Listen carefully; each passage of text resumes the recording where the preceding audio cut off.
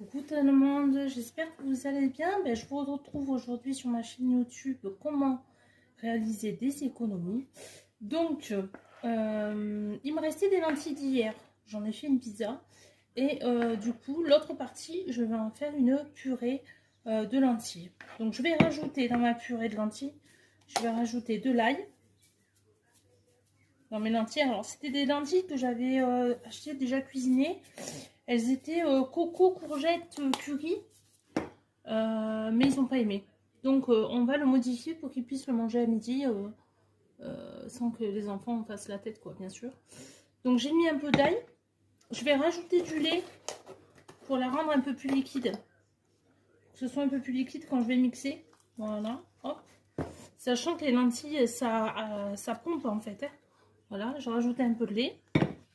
Je vais rajouter du chorizo, donc comme ça, en tranches. Alors si vous l'avez en morceaux, vous coupez en tout petits morceaux, de toute manière ça va être mixé.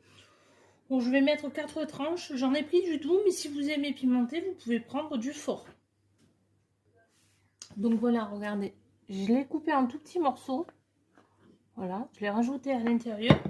Et je vais mettre de la crème fraîche entière. Si vous préférez de la crème liquide, vous pouvez aussi. Moi, je préfère la crème fraîche, c'est plus onctueux. Mais vous pouvez très bien rajouter de la crème liquide. Et même, vous pouvez très bien mettre de la crème légère si vous préférez que ce soit un peu plus light. Donc, je vais rajouter, allez, on va dire 2 bonnes cuillères, voilà, à soupe. Et on va, voilà, on va mettre un petit peu de sel. Donc, moi, c'est du gros sel que j'achète et que je mixe dans le robot pour qu'il soit bien fin. Donc, j'ai mis un petit peu de sel et du poivre moulu. Donc, si vous avez moulu, c'est bien aussi. Moi, je le préfère comme ça. Voilà. Donc, un petit peu de poivre. Pas trop parce qu'il ne faut pas que ce soit trop épicé, sinon les enfants, ils ne pourront pas le manger. Donc, voilà. Et on va le mixer au mixeur plongeant jusqu'à ce que ça devienne bien lisse.